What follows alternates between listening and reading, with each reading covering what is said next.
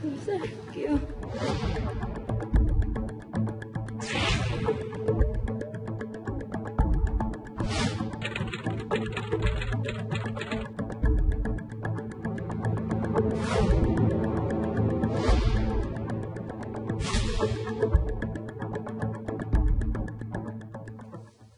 네, 방송인 에이미 씨가 한 남성 연예인과 함께 프로포폴을 투약했다는 폭로를 한 이후 에이미가 지목한 남성 연예인이 가수 휘성 씨라는 것이 밝혀지면서 진실 공방이 예상이 됐었습니다. 네, 그런데 어제 휘성 씨 소속사가 에이미 씨와의 통화 내용이라면서 공개한 녹취 파일로 이 상황이 반전을 맞고 있는데요. 평론가님. 네.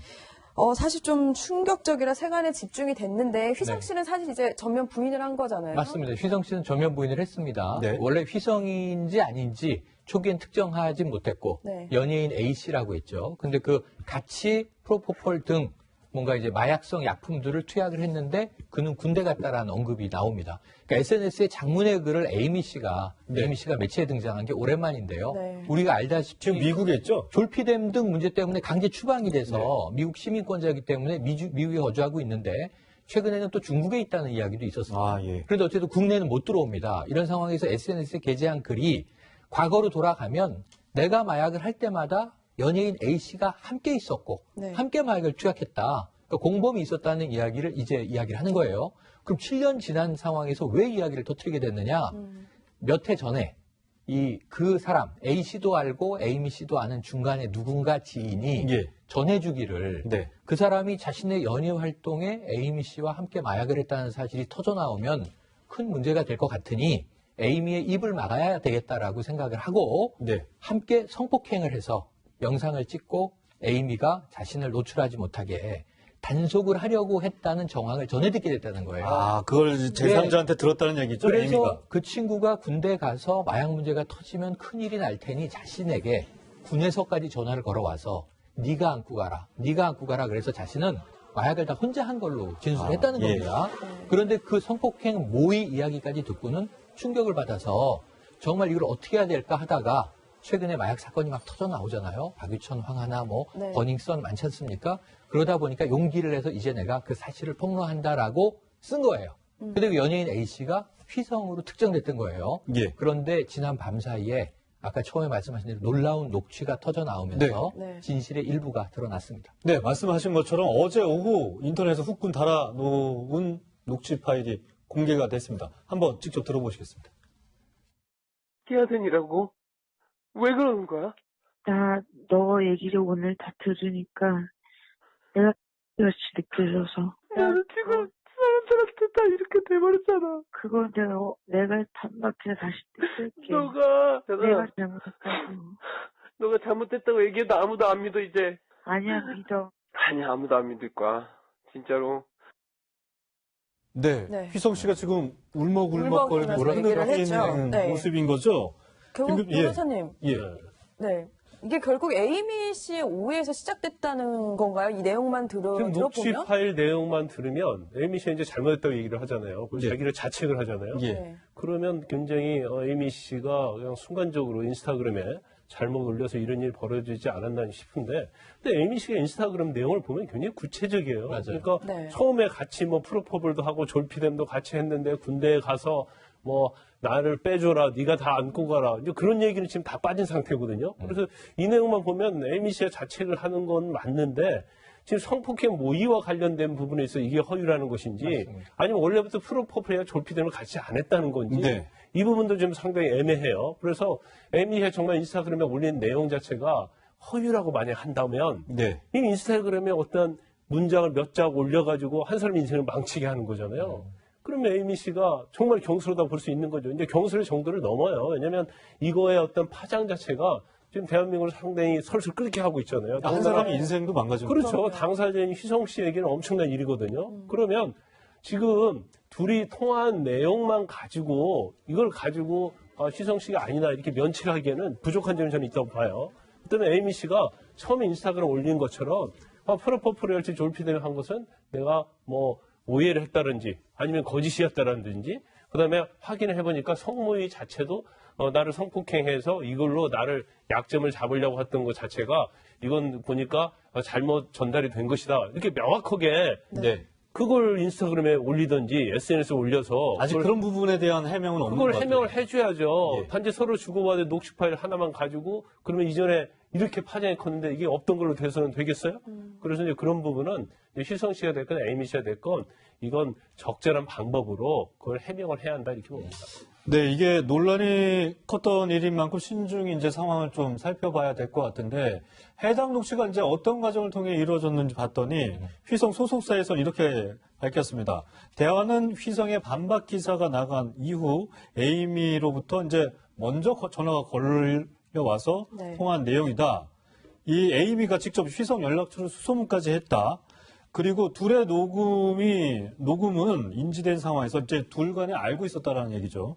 통화 내용에 대해서는 어떠한 사전 접촉도 없었다. 그러니까 뭐 이게 대화가 계획돼서 된 게 아니라 자연스럽게 에이미 쪽에 이제 너무 파장이 커지니까 휘성 씨한테 미안한 감정에 연락처까지 알아내서 연락을 했다는 거예요. 그런데 이 말이 사실이고 이렇게 통화 내용이 맞다면 왜 에이미 씨는 이런 말을 했을까요? 녹취 파일에 관련된 대목이 있습니다. 들어보시겠습니다. 나 오늘 콘서트 결국에 취소되면서 모든 계약들 다 무너지게 됐어. 나 이제 무슨 일하고 살아야 되니? 나 노래라도 할 수 있을까? 나 용서해줘. 네가 나 용서해야 된다며. 너 이제 나 아무도 안 해. 나는 어떻게 살아야 되니? 돌려놓을게. 내가 욕 더 많이 먹어서 더 돌려놓을게, 확실히. 너는 왜 너무 아파? 왜 그렇게 너만 보니? 난 너가 대단해 보였고, 나는 너한테 솔직히 말해서 자격지심 같은 것도 있었고. 내가 왜 정말- 그거 이상형이면 내가 돼야 돼.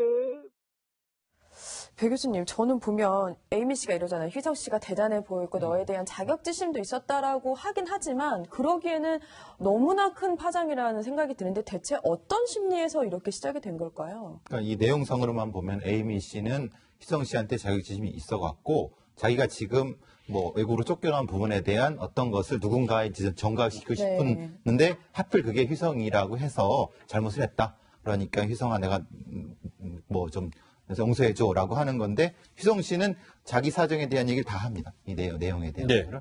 그러니까 억울하다는 말만 하는 것이 아니라 내가 돈도 잃고 모두 다 합니다. 그래서 그러니까 이걸 분명히 녹음되고 있는 건 분명히 그러니까 서로 다 알고 있는 상태라고 네. 보면은 그러니까 이제 에이미 씨 입장에서는 자신의 어떤 상황에 대한 부분을 이해시키려고 하지만은 휘성 씨 자체는 해명하는 중심이거든요. 그러니까 이게 서로 감정이 좀 안 맞는 상태입니다. 맞는. 그러니까 좀 이상하게 느끼시죠? 서로 달라. 그렇죠. 보여요. 이렇게 감정 상태가 이상하게 느끼는 건 왜 그러냐면 컨텐츠와 감정이 안 맞으면 이렇게 됩니다.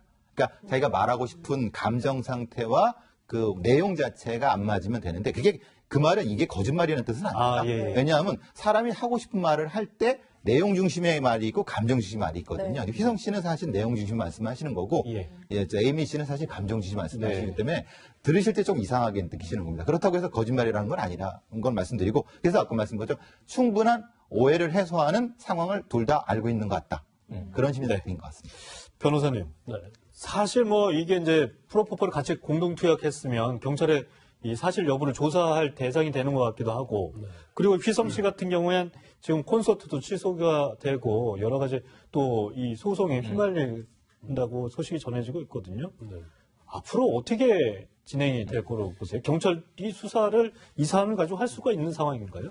인지는 됐잖아요. 그렇죠. 경찰 수사를 충분히 할 수가 있죠. 그런데 문제는 지금 미국에 있는 에이미 씨가 네. 그냥 한국에 올 수 있는 상황이 아니에요. 물론 일시 귀국 허가를 받아서 들어올 수는 있습니다. 네. 그래서 와서 적극적으로 그에 대해서 내용을 진술을 하면 이제 수사에 진척이 있지만 만약에 에이미 씨가 여기서 이대로 뭐 SNS 다 끊어버리고 한국에 귀국하지 않는다고 하면 그건 뭐 수사할 수 있는 방법이 없어요. 그래서 이제 우리 국내법적으로만 그냥 얘기하면 만약에 에이미 씨가 인스타그램에 이게 허위로 이렇게 얘기를 해서 휘성 씨의 피해를 봤다고 한다면 형사적으로는 정보통신망법상 허위로 사실이란 명예훼손이 되는 거예요. 그러면 이게 가장 형량이 7년 이하 징역이거든요. 네. 형량도 굉장히 높죠. 네. 그리고 또 하나는 이제 민사적으로 지금 희성 씨가 그로 인해서 뭐 콘서트도 다 취소하고 손해가 어마어마하잖아요. 그럼 거기에 대해서 사실은 손해배상 청구할 수 있는 거죠. 네. 그런데 이게 우리 일반적으로 우리가 민사적으로는 일반 손해나 특별 손해라고 그래요. 그래서 에이미 씨가 적어도 이게 이런 내용이 전파가 되면 휘성이 이런 정도 손해 입을 거라는 걸 알거나 알 수 있었으면 당연히 거기에 대한 이제 손해배상 책임을 지는데 그 부분은 이제 휘성 씨가 민사 부분은 하느냐 하지 않느냐에 따라서 달려 있다고 볼 수 있습니다. 네. 아직까지 에이미 씨는 이제 정식으로 SNS에 이 사안에 관련돼서 통화 녹취록 공개에 대해서나 과거 이제 인스타그램에 올렸던 내용에 대해서는 명확한 입장을 내놓지 않고 있습니다. 네. 앞으로 이제 에이미 씨가 어떤 뭐 상황 그리고 해명을 내놓을지에 따라서 이 문제가 한 개인의 일방적인 이제 피해로 되는 것인지 아니면 추가적인 또 내용이 나올지는 좀 지켜봐야 될 것 같습니다.